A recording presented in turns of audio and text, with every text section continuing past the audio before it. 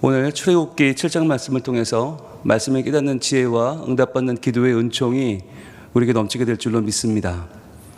이제 출애굽기 7장부터는 우리가 너무나 잘 알고 있는 10가지 재앙이 몰아칩니다.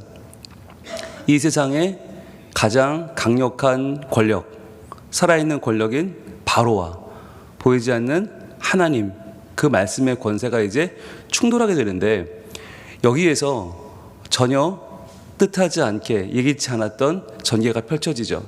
많은 사람들은 당연히 바로가 이기지라고 생각했어요. 그런데 하나님께서는 우리 인간이 상상할 수 없는, 그 당시 애굽으로서는 전혀 예측 불가능한 일들을 이제 해내시는데, 그게 10가지 재앙인데요. 우리가 지난 시즌 1에서 이 7장에서 시작되는 이 바로와 모세의 대결을 너무나 자세히 잘 풀어놨어요. 그래서 여러분들 시즌 1을 꼭 들어보시길 바라고요. 거기에서 왜 하나님이 모세를 바로에게 신처럼 만드셨는가, 그리고 그에게 왜 아론을 붙여주셨는가, 이 싸움의 의미가 무엇인지를 이제 잘 우리가 살펴봤어요. 여러분 꼭 들어보시고, 이제 오늘부터 시작해서 이제 7장, 8장, 9장, 10장, 11장까지가 이제 10가지 재앙이 쭉 나오는데, 과연 오늘은 그 시작을 하면서 그 전체적인 내용을 한번 이게 왜 우리에게 주어졌는가, 이 10가지 재앙이 우리에게 주어진 의미는 뭔가를 좀 보기를 원합니다. 띄워주시죠. 자, 10가지 재앙, 우리가 이 10가지 재앙은 잘 알아요. 뭐 피, 개구리, 이, 파리, 네, 우리에게 찾아왔던 악질, 독종, 뭐 우방, 메뚜기, 흑암, 장자 재앙, 이건 뭐 줄줄 외우죠. 우리가 교회 학교 다닐 때 많이 외웠는데, 중요한 건 뭐냐면 이 10가지 재앙을 외우는 게 아니에요. 핵심이 뭐냐면, 그러면 이걸 통해서 알 수 있는 하나님을 아는 지식, 하나님이 어떤 분이냐라고 하는 거예요. 그래서 여러분, 이것을 먼저 우리가 확실하게 공부하고 그 다음에 10가지 재앙으로 들어가야지, 안 그러면 그냥 교회 학교에서 어렸을 때 재앙 이게 순서 외우고 내용 대충 외우고 그거 외에는 우리가 남는 게 없어요. 그래서 정말 중요한 것은 하나님이 왜 10가지 재앙을 행하셨는가, 이스라엘 백성들에게 하나님을 알게 하기 위해서, 하나님을 믿게 하기 위해서, 하나님을 따르게 하기 위해서 아닙니까? 그렇다면 우리도 이 출애굽기를 공부하면서 10가지 재앙이 중요한 게 아니라, 그렇다면 이것을 통해서 어떻게 하나님을 알 것인가, 이게 중요한 거예요. 자, 그러면 첫 번째는 뭐냐면, 이전에 하나님을 아는 것과 이후에 아는 것이 어떻게 달라지는가, 그게 중요한데, 비포 애프터가 중요한데요. 자, 원래 이스라엘 사람들은 어떻게 알았냐면, 하나님은 우리 이스라엘만 구원하는 하나님이다라고 알고 있었어요. 그게 창세기의 하나님이에요. 우리 이스라엘의 하나님, 우리의 민족의 하나님, 우리 부족의 하나님, 굉장히 하나님을 제한적으로 알고 있었어요. 그런데 이제 10가지 재앙이 몰아친 곳이 어디예요? 애굽이에요. 그래서 전 세계까지 이제 하나님을 아는 지식이 넓어지게 됩니다. 하나님은 우리 이스라엘만의 하나님이 아니라 전 세계의 하나님이시구나, 그분이 태초에 천지를 창조하신 분이 맞구나 라고 하는 거예요. 여러분, 우리가 출애굽기를 공부하면서 이 10가지 재앙을 통해서 알아야 되는 것은, 하나님은 정말 크신 분이라는 거예요. 하나님 정말 광대하시고, 하나님 위대하시고, 하나님은 정말 내 상상을 초월하는 분이시구나, 이것을 우리가 깨달을 필요가 있어요. 하나님께서 이걸 알게 하기 위해서 이스라엘 백성을 일부러 어디까지 유학을 보내신 거예요? 애굽까지. 팔레스타인 그 좁은 가나안 땅에서 그들을 뽑으셔서 애굽에 보내신 이유는 뭐냐면, 그 당시 이스라엘 사람들이 알고 있던 가장 큰 땅, 가장 큰 나라 애굽까지 보내셔서, 하나님은 그 애굽에서도 역사하시는 분이다, 그 애굽 왕 바로에게까지 역사하시는 분이라는 것을 하나님이 알게 하신 것이죠. 그래서 여러분, 이 출애굽기 12장에 보시면 37절과 38절에, 이제 12장은 6월절이잖아요. 6월절이 하나님의 놀라운 은혜 가운데 이 10가지 재앙이 끝나고 6월절에 이들이 이제 빠져나갑니다. 애굽을 빠져나가는데, 보시면 나갈 때 이스라엘 자손이 라암셋을 떠나서 숫곳에 이르니 유아 외에 보행하는 장정이 60만 가량이요 그랬죠. 어마어마한 숫자죠. 60만 가량, 어마어마하게 많아요. 근데 장정만, 보행하는 장정만 그렇다는 것은 이 당시에는 남자만 세웠으니까, 여기 여자를 포함하고 노인을 포함하고 아이를 포함하면 수백만이죠. 적어도 200만에서 300만까지 볼 수 있는데, 그들만 나갔냐? 아니라는 거예요. 수많은 잡족이 함께 나갔다. 그럼 수많은 잡족이 누구겠는가 하는 거예요. 이 수많은 잡족 속에는 그들과 함께 나간 이들은 누구냐? 첫 번째는 애굽 사람들이죠. 수많은 애굽 사람들이 함께 나간 거죠. 왜? 이제 보니까 우리가 믿는 신, 저 바로가 신이 아니라 여호와가 신이네. 그걸 알게 된 거예요. 우리가 믿던 나일강이 신이 아니고 피, 개구리, 이, 파리, 우리가 알고 있던 그 모든 신들이 신이 아니고 여호와구나. 그것을 깨닫게 된 애굽 사람들이 함께 나왔고, 또 그 외에도 애굽에 살고 있던 전 세계의 수많은 민족들이 다 깨닫게 된 것이죠.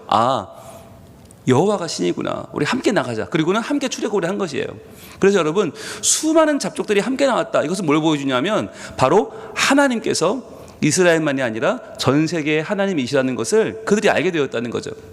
게다가 출애굽기 18장 11절에 보시면 이제 유월절을 해서 한참 빠져나왔어요. 한참 광야 멀리 나왔어요.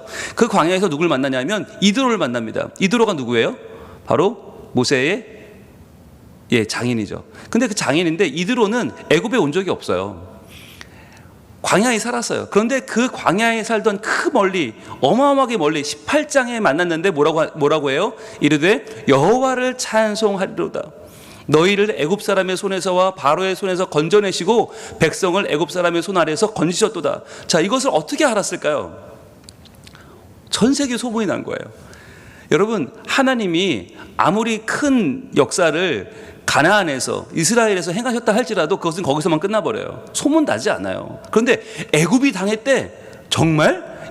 애굽이 10가지 재앙으로 초토화가 됐대. 정말 전 세계 소문이 난 거예요. 그 당시 아무리 정말 이드로처럼 베두인 아닙니까? 유목민, 떠돌이, 광야의 떠돌이들까지 다 알게 될 정도로 어떻게 정확하게 여호와를 찬송하리로다. 여호와가 하셨대. 애굽 사람의 손, 바로의 손에서 건져내셨대.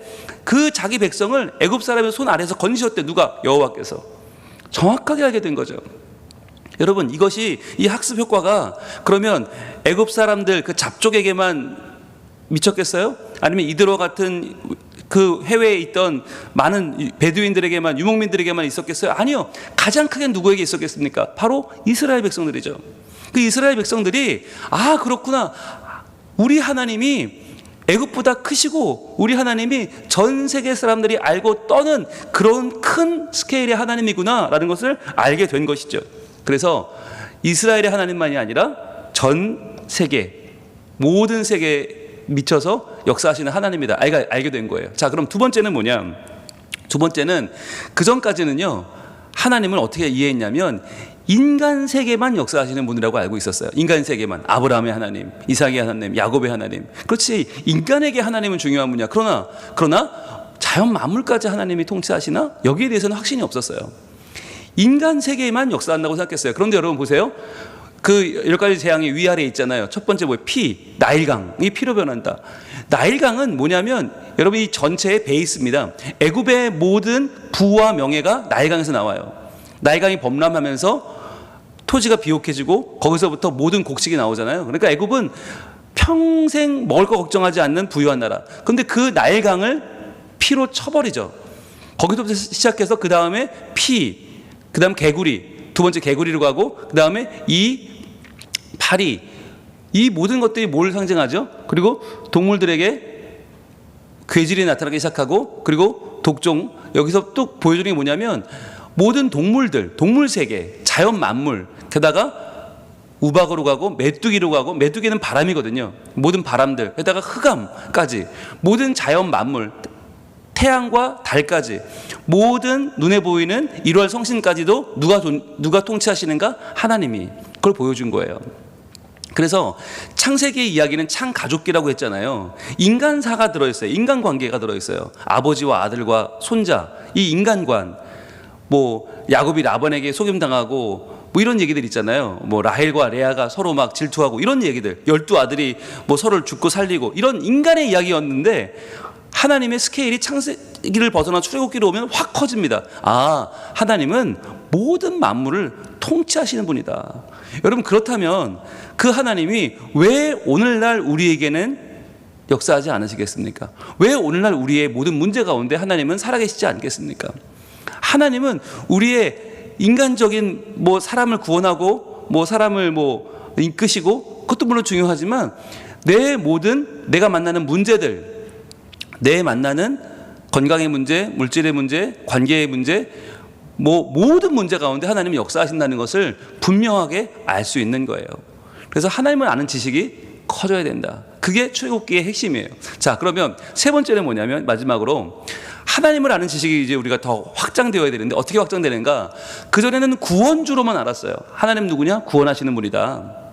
그렇지. 하나님 우리를 구원하시지. 아브라함, 그래, 그렇게 부족한 사람을 불러주셨고 또 아브라함을 전쟁에서 승리하게 하셨고 그에게 100세의 아들을 주셨고 그 아들로 대를 이어주셨고 또 그래서 이삭을 통해서 하나님이 야곱이라고 하는 또한 아들을 낳게 하시고 또 야곱을 통해 12아들을 낳게 하시고 그러니까 하나님은 살리시는 분, 구원하시는 분 이렇게만 알고 있었어요. 그런데 이 10가지 재앙을 통해 알 수 있는 건 뭐냐면 하나님은 심판주도 되신다는 거예요. 심판주. 그래서 그 하나님은 우리를 사랑하시고 인도하시고 살리시는 분 맞지만 그분은 심판주도 되신다. 이게 왜 중요하죠? 그분을 두려워하고 경외하고 그분을 우리 삶 가운데 더욱더 신뢰할 필요가 있는 거예요. 내 인생의 마지막을 장식한 내 마지막의 종말 사건의 주인도 하나님이라는 거예요. 그래서 태초부터 종말까지, 창조부터 심판까지 하나님은 온전히 우리의 삶을 주장하신다. 하나님이 우리의 모든 삶을 처음부터 마지막까지 하나님이 책임지시고 하나님이 영광을 받으신다는 것을 강조하는 내용이 뭐냐면 바로 10가지 재앙인 거예요.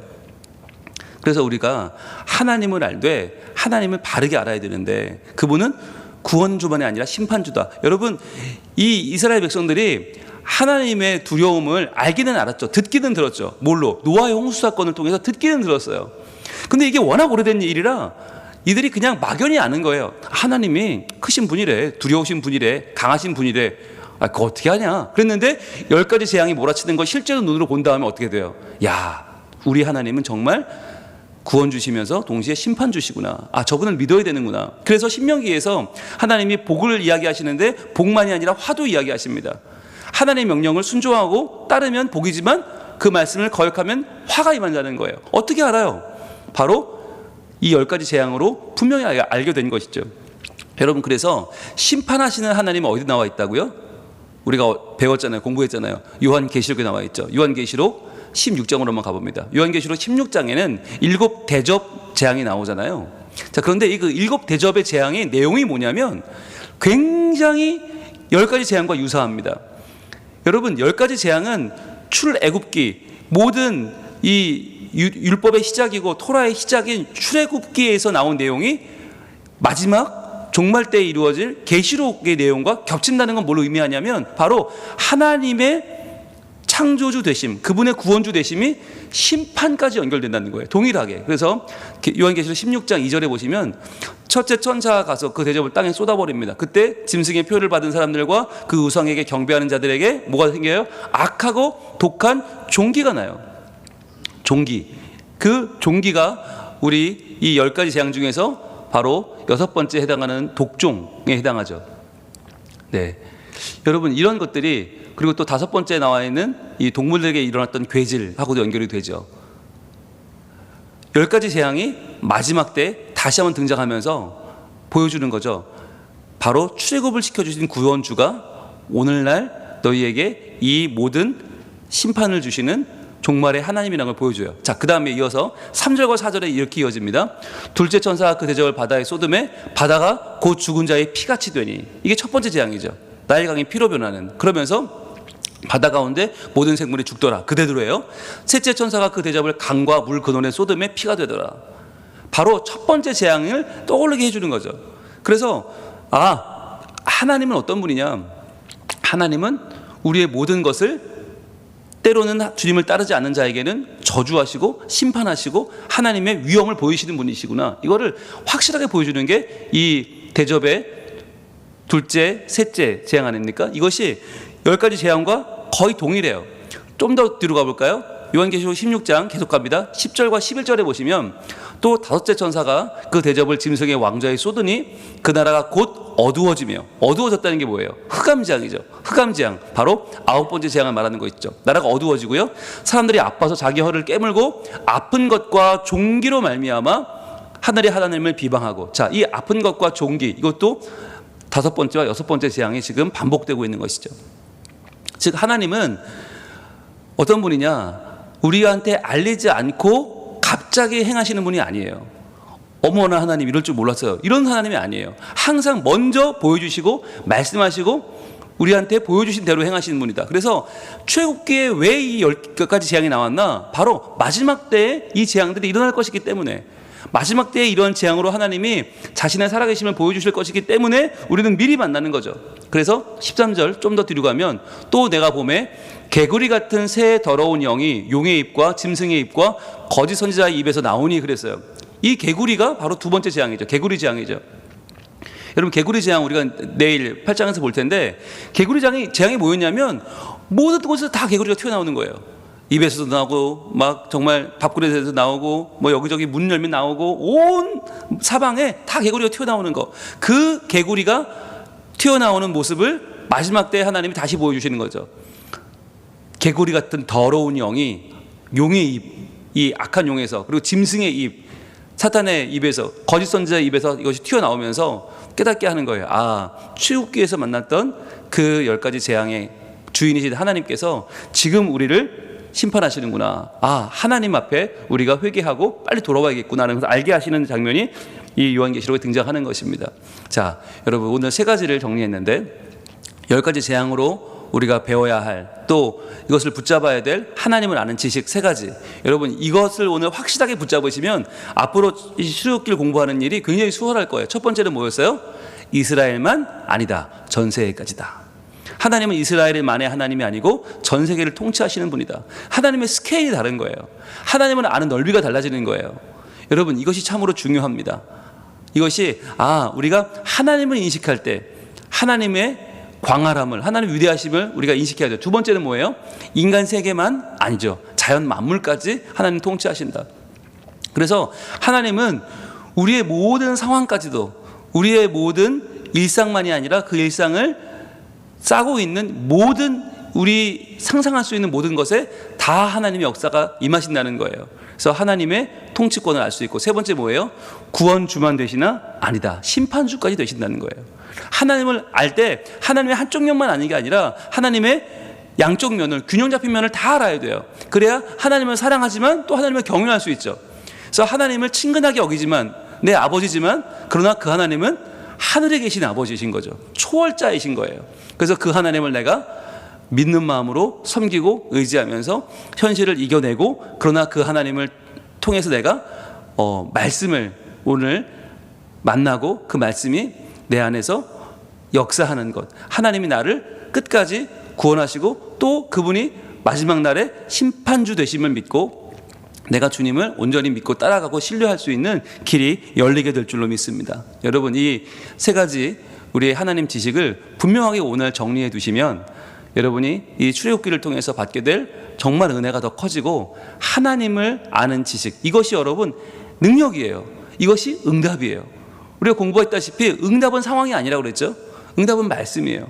그럼 그 말씀이 어떻게 내게 역사하는가? 그 말씀이 하나님을 아는 지식이 될 때, 하나님 이런 분이시구나, 하나님 나에게 이렇게 역사하시겠구나, 하나님 나를 이렇게 도와주시는구나, 거기에 대한 확신이 생길 때, 그때부터 우리가 하나님을 바르게 알 수 있고 붙잡을 수 있고 하나님이 내 삶 가운데 찾아오셔서 역사하시는 거예요.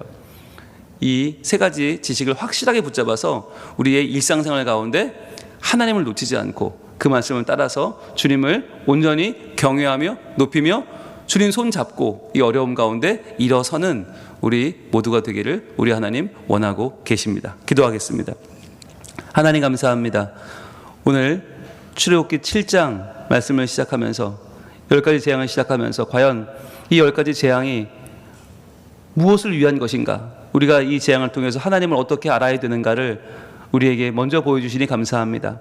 하나님은 이스라엘만의 하나님이 아니고 모든 세계인들의 하나님이심을 다시 한번 기억합니다. 바로 우리의 하나님 되심을 기억합니다. 하나님을 온전히 신뢰하고 따르고 주님을 신뢰하며 주님만을 경외하는 저희들이 되게 하옵소서. 아버지 하나님, 또한 하나님은 인간 세계만이 아니라 모든 만물까지도, 자연 만물까지도 통치하시는 하나님이심을 믿습니다. 우리가 할 수 없는 것까지도, 우리의 영향력이 미치지 못하는 것까지도 하나님은 분명히 역사하시고 도우시는 줄로 믿사오니 하나님만 온전히 신뢰하는 저희들이 되게 하여 주시옵소서. 또한 아버지 하나님, 하나님은 구원주만이 아니라 심판주도 되심을 믿고, 하나님은 창조주만이 아니라 마지막 우리의 모든 이 땅을, 우리 모든 인간을 심판하시는 종말의 주인이심을 믿고, 저희들 하나님을 더욱더 신뢰하고 경외하며 우리의 온 몸과 마음으로 예배하며 주의 말씀 붙잡고 살아가는 저희들이 다 되게 하여 주시옵소서. 그리하여 오늘도 하나님을 아는 지식을 올바로 알아 저희들의 삶 가운데서 하나님을 올바로 섬기며 따르며 말씀으로 승리하는 저희들이 되게 하여 주시옵소서. 예수님 이름으로 기도합니다. 아멘.